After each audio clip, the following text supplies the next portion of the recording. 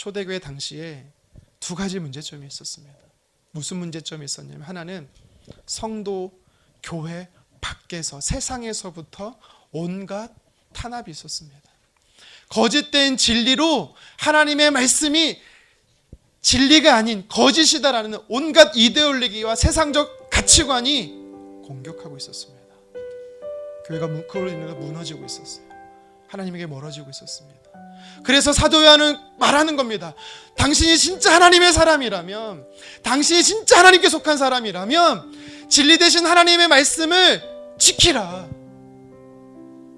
구원의 문제는 오직 예수님밖에 없다는 사실, 진리를 믿으라. 이 교회는요, 당시 초대교회는 또 한 가지 문제가 있었습니다.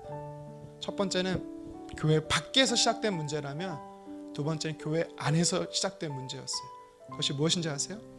교회 안에 성도들끼리 다투고 분열하는 거였습니다. 깨어지는 거였습니다. 어둠의 영들은요, 거짓의 영은요, 하나님의 백성들이 다투게 만듭니다.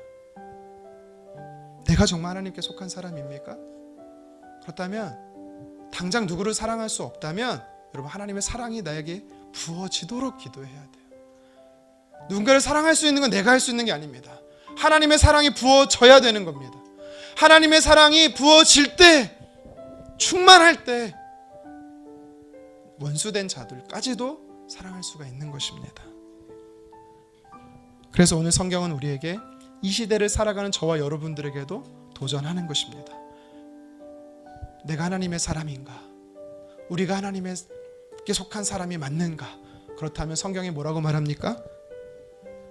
성육신, 예수님의 성육신을 인정하라라는 거예요. 이것은 단순히 예수님이 이 땅에 사람의 몸을 입고 오셨다, 이것만 인정하라는 뜻이 아니라, 기록된 하나님의 말씀, 성경이 진리라는 사실을 믿고 세상과 싸워 이기라는 것입니다. 우리가 사는 이 시대는요, 교회 밖에서 교회 안에 이념 전쟁, 이데올로기 싸움을 수없이 걸어오고 있어요. 진리가 더 이상 진리가 되어지지 않는 소돔과 고모라 시대와 같은 세상을 우리는 살아가고 있습니다. 우리 자녀들은 더 심할 겁니다.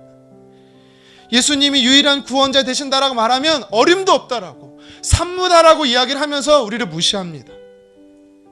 하지만 아무리 세상이 그렇게 말한다 할지라도 하나님의 말씀만 진리입니다. 하나님의 말씀만이 유일한 우리에게 구원을 약속하시는 줄 믿으시기를 바랍니다. 그래서 우리는 하나님의 말씀을 가까이 하고 진리 쓰신 하나님의 말씀을 가지고 세상을 향해 나아갈 수 있어야 되는 것입니다. 또 오늘 성경은요, 우리에게 도전합니다. 내가 만약 하나님의 사람이라면, 우리가 하나님께 속한 사람이라면 어떻게 살아야 된다고요? 하나님의 사랑을 충분히 누리고 그 사랑을 나눌 수 있어야 된다라는 것입니다.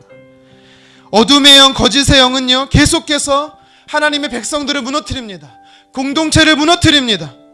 근데 하나님은 어떻게 하셨어요? 하나님을 향해서 우리가 침뱉을 때도, 예수 그리스도를 향해서 우리가 침뱉을 때도, 돌을 던질 때여도, 채찍으로 내리칠지라도 주님 우리를 사랑하셨어요. 끝까지 사랑하셨습니다.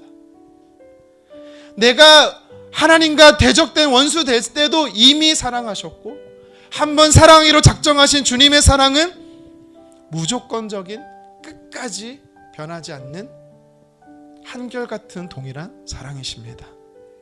여러분, 인위적인 사랑은 한계가 있어요. 내 힘으로는요, 사랑할 수 없어요. 성경은 말합니다. 너비와 길이와 높이와 깊이가 충만하신 주님의 사랑, 그 사랑 안에 잠기라라고 이야기를 하는 것입니다. 우리가 그 사랑 안에 머물 때 나도 모르게 내가 하나님의 축복의 통로, 사랑의 메신저가 되어서 선한 영향력을 흘려보낼 줄을 믿으시기를 바랍니다.